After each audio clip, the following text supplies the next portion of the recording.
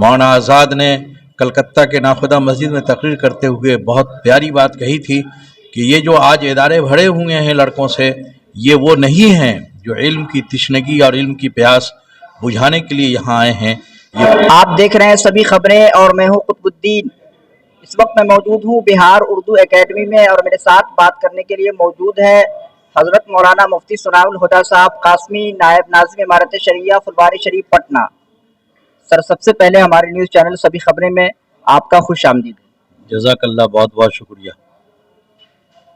مذہب اسلام میں تعلیم کو بہت اہمیت حاصل ہے، لیکن پھر بھی مسلمانوں میں تعلیم کی بہت کمی ہے، اس کی وجہ کیا ہے؟ تعلیم کی کمی کی وجہ یہ ہے کہ ان کے جو معاشی پسماندگی ہے مسلمانوں کی، اس کی وجہ سے بہت سارے بچے چھوٹی عمر میں مزدوری سے لگا دیے جاتے ہیں۔ یہ ان کی ضرورت ہوتی ہے، زری کے کارخانوں میں، ہوٹل میں اور جانور چرانے کے کاموں پہ، ردی چننے کے کاموں پہ ہمارے بچے لگ جاتے ہیں، کیونکہ ان کے گھریلو ضروریات اس کی متقاضی ہوتی ہے کہ وہ پورے طور پر معاشی کاموں میں اپنے والدین کا ہاتھ بٹائیں اور کفالت کے لیے الگ سے ان کو پریشان نہ ہونا پڑے۔ تو اس کی وجہ سے جن بچوں کی عمر پڑھنے لکھنے کی ہوتی ہے وہ ادھر چلے جاتے ہیں اور کام میں لگ جاتے ہیں۔ اس لیے تعلیم کا جو تناسب ہے مسلمانوں میں کم ہے، اور اس کی کمی کی بڑی وجہ ان کی پسماندگی ہے اور معاشی اعتبار سے ان کا کمزور ہونا ہے۔ آپ اردو کے بڑے ادیب ہیں،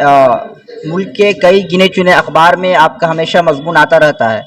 اردو سے مسلمانوں کی دوری کیوں ہو رہی ہے؟ اصل میں اس وقت جو ہے علم کا جو تصور پیدا ہو گیا ہے وہ یہ ہے کہ سارے علم کے تانے بانے کو معاش سے جوڑا گیا ہے۔ اب معاش کے اعتبار سے جو زیادہ مفید ہے اس کو لوگ زیادہ حاصل کرتے ہیں، اور معاش کے اعتبار سے جو مفید نہیں نظر آتا ہے اس میں ان کی سستی بڑھتی جاتی ہے۔ تو اردو سے جو مسلمانوں کی دوری ہے وہ یہ سمجھتے ہیں کہ اردو پڑھنے کے بعد ہمارے لیے معاش کے حصول کے لیے کوئی بڑا منصوبہ نہیں ہے، نہ سماجی طور پر اور نہ سرکاری طور پر۔ اس لیے وہ ان سبجیکٹ کا، ان موضوعات کا انتخاب کرتے ہیں جس میں ان کو اپنا مستقبل معاشی اعتبار سے مضبوط نظر آتا ہے۔ یہ صحیح ہے کہ اردو کے بڑے مواقع ہیں، لیکن ان مواقع تک عام بچوں کی، عام طلبہ کی پہنچ نہیں ہو پاتی ہے،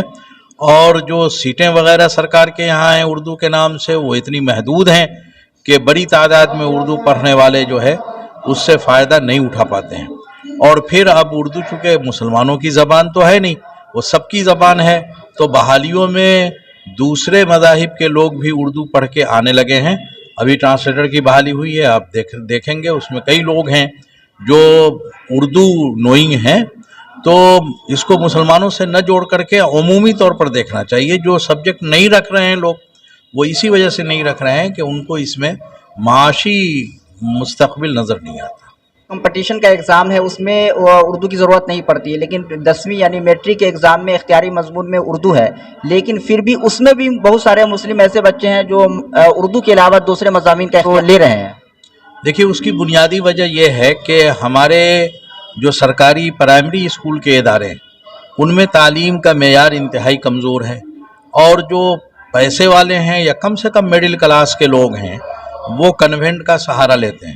اور کنوینٹ میں کوئی ایسا معقول نظام نہیں ہوتا جس میں وہ بچے اردو لے سکیں، اردو سیکھ سکیں، اردو کے حوالے سے پیپر جو ہے دینے کی پوزیشن میں ہوں۔ اس لیے وہ اردو رکھتے نہیں ہیں۔ جب نیچے اردو نہیں رکھیں گے تو اوپر جا کر کے اردو کا معاملہ کیسے رکھ پائیں گے وہ؟ اس لیے بنیادی دینی تعلیم کے ساتھ ضروری ہے کہ مسلم بچوں کو شروع سے ہی اردو پڑھایا جائے، تاکہ وہ آگے دوسرے درجات میں بھی جہاں اردو کے لیے مواقع ہیں وہ وہاں بھی اس کو رکھ سکیں اور آگے بڑھ سکیں۔ آپ اپنا آخری پیغام قوم اور قوم کے نوجوانوں کے نام تعلیم کے تعلق سے کیا دیجیے گا؟ میں تعلیم کے تعلق سے یہ دینا چاہتا ہوں کہ معاش کا حصول یقیناً ضروری ہے، لیکن علم کو اس نقطۂ نظر سے حاصل کرنا کہ وہ آدم اسمتھ کے بقول بریڈ اینڈ بٹر کا علم ہو جائے، روٹی مکھن کا علم ہو جائے، یہ صحیح نہیں ہے۔ علم کی تشنگی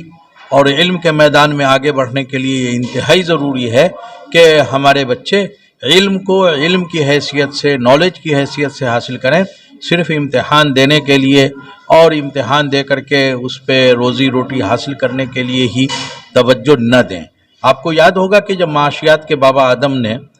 آدم اسمتھ نے یہ کہا تھا کہ اکنامکس بریڈ اینڈ بیٹر کا علم ہے، مکھن اور روٹی کا علم ہے، تو اس کی آلوچنا اور اس کی لوگوں نے اس کو مذمت کا نشانہ اسی حوالے سے بنایا تھا کہ کوئی علم ایسا نہیں ہو سکتا جس کو خالی روٹی اور مکھن کا علم کہا جائے۔ مولانا آزاد نے کلکتہ کے ناخدا مسجد میں تقریر کرتے ہوئے بہت پیاری بات کہی تھی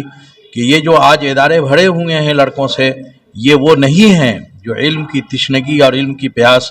بجھانے کے لیے یہاں آئے ہیں، یہ وہ لوگ ہیں جنہیں یہ بتا دیا گیا ہے کہ اگر تم یہ سرٹیفکیٹ حاصل کر لو گے تو روٹی کے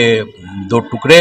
اور شوربے کا 1 پیالہ تمہیں مل جائے گا۔ یہ احساس جب تک ختم نہیں ہوگا ہم علم کے میدان میں، تحقیق کے میدان میں آگے نہیں بڑھ سکیں گے، اس لیے کہ جب سب چیز کو روٹی سے ہی جوڑا جائے گا تو وہ شوق نہیں پیدا ہوگا جو شوق علمی تشنگی بجھانے کے لیے ہونا چاہیے۔ اس لیے میرا پیغام جوانوں سے ہے کہ وہ علم کو علم کے لیے حاصل کریں، اور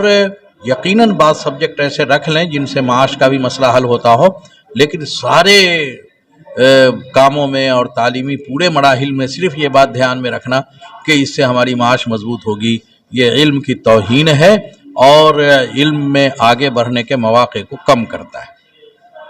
بہت بہت شکریہ ہمارے ساتھ بات کرنے کے لیے معروف عالم دین حضرت مولانا مفتی ثناء الہدیٰ صاحب، نائب ناظم عدالت شرعیہ فلواری شریف پٹنہ تھے۔ شکریہ۔